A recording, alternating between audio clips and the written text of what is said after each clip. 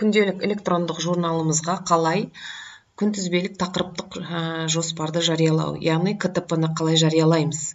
Алдымен, мысалы, біз 6 класстарға берсек, егерде бір күнтізбені бір классқа кіргізіп, қалғанын жай ғана көшіріп қоя аламыз. Ол қалай?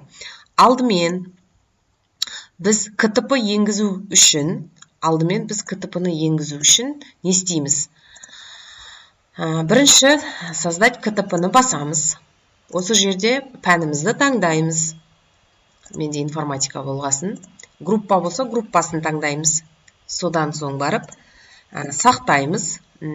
Уже менде бар деп тұр, өйткені менде КТП дайын КТП бар. Сол себепті маған бар деп тұр. Енді мен бір группа емес, барлық классқа деп таңдап көрейін осы жерде. Сақтаймын. Осы жерде енді әрі қарай не істеймін? На весь год деп таңдаймыз, өзі таңдалып тұрады. Егерде бірінші четверт десеңіздер, бірінші четверт, екінші четверт, яғни бірінші 90, екінші 90 деп таңдасаңыздар да болады. Енді мен жалпылама сіздердің пландарыңыз бір жылдық болғаннан соң на весь год кіргізіп қойсаңыздар да болады. Енді әркімнің өз қалауы. Осы жерден бастап раздел таңдасаңыздар болады, раздел арқылы бөлсеңіздер болады, егер жылдық болса, ал егер 1.90-ға болатын болса, 2 раздел, 3 раздел болып енгізсеңіздер де болады.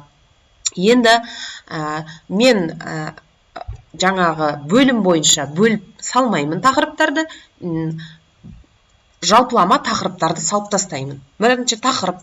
Бірінші тақырып кез келген тақырыпты қоюларыңыз мүмкін. Мысалы, осы 3-ші 90-ның басында қандай тақырып болды? Мысалы, осы күнтізбелік неңізге қарайсыз да, жоспарыңызға тақырыпты қоясыз. Қай күн календардан күнтізбеден таңдайсыз, қай күнге түсіп тұр, сақтайсыз. Міне сізге темаңыз түсті, бірінші тақырыбың түсті. Арғарай екінші тема дәл солай, осылай таңдап, мен енді бұл видео үшін түсіріп жатқаннан кейін, мен кез келген тақырыпты қойып жатырмын мына жерде. Өздеріңізге күнтізбелік пландарыңыз бойынша қалай, дәл солай қойып шыға бересіздер. Міне осылай қойып шығасыздар, міне дәл менікіндей. Осылай қойылып шыққаннан кейін публиковать дегенді басасыздар, міне, публиковать, міне. Егерде мен публиковать ететін болсам, менің тақырыбым ауысып кетеді. Сол себепті мен публиковать етпеймін бұны. Себебі менің тақырыптарым публикация жасалып қойылған. Сол себепті мен осылай жасалып қойылған, бір классқа жасалып қойылған күнтізбелік жоспарды мен басқа параллель 6-ға жасасам, енді 6-ға көшіруім керек. Соны қалай көшіремін? Ендігі осы. Мынау ең соңғы 5-ші болып көрсетіліп тұрған қатар черновик, жаңағы менің жасағаным. Бүкіл классқа, весь класс деп тұр, бұны мен өшіріп тастаймын, бұның маған қажеті жоқ. Мен тек сіздерге тақырыпты түсіндіру мақсатында ғана енгіздім. Бұл алдыңғы бірінші топқа, екінші топқа көріп отырсыздар, 34 сағат бір жылға барлығы енгізіліп қойылған. Енді мен осы Д классына енгізіліп қойылған КТП-ны жоспарымды енді басқа класстың жоспарына кіргізуім керек. Басқа параллель класстағы сыныбыма. Енді осы жерде информатика дұрыс, бірінші группа емес, ол менің 6-шы Д классым.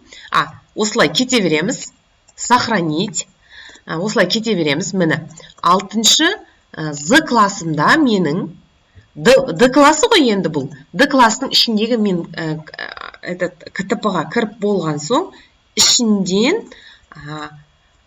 мен сақтап алуға бола ма, бұны көшіріп алуға бола ма, неге болады, немесе болмайды. Соны тексеру үшін мен бұлардың бірінші орында несін тексерем?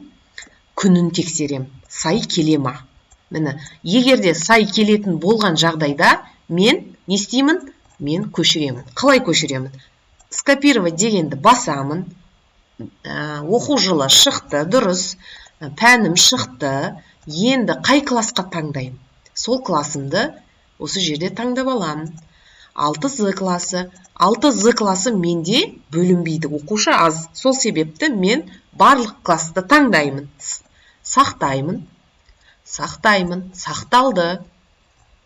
Егерде мен з классында қандай да бір тақырыптар өзгешелеу болса, мысалы мен 6 з классы басқа күн болуы мүмкін. Сол себепті мен мына жерден тақырыбын не болса күнін өзгертуіме болады. Менде ондай ешқандай өзгертулер жоқ. Менде 6-да қай күні болса, 6-да да сол күні болады. Сол себепті мен ешқандай өзгертулер енгізбеймін. Осы қалай бар, солай публикация жасай беремін. Жарияланады. Распределить. Міне. Енді на весь год деймін. Далее, арғарай кетеміз. Міне. Числоларын тағы да тексеріп шығамын. По расписанию. Ол қай күндері уроктар. Міне. Мынау кейінгі тақырыптарда көріп тұрсыздар. Не берілмеген? Күн берілмеген. Не себепті? Себебі бұл уақыттарда бізде әлі күнделікте расписание, яғни расписание қойылмаған, сол себепті бұларға күн беріліп тұрған жоқ. Егер осының барлығы дұрыс болатын болса, мен жоғары жаққа галочка қоямын. Далее басылады. Тағы да бір тексеріп шығамын, дұрыс па, дұрыс емес па. Қай жерде қате кетіп қалмау керек тақырыптар, өйткені бұл жарияланғаннан кейін біз бір тақырыпты ғана өзгерте алмаймыз. Өзгертсек бәрін өшіріп тастап, қайтадан публикация жасауымыз керек болады. Сол үшін біз тағы да бір тексеріп алғанымыз жөн. Сосын распределить тағы басамыз. Міне КТП распределено. Міне осылай параллель класстарымызға распределить ете алады екен біз. Енді 6 з. Міне көріп отырсыздар, 6 з-ның КТП-сына бір тексеріп шығамыз. Міне. Информатика на весь класс 34 сағат міне публикация жасалды. Енді осыны қай жақтан көреміз? Календарныйдан көрейік. Түсті ма бізде? Шынымен де.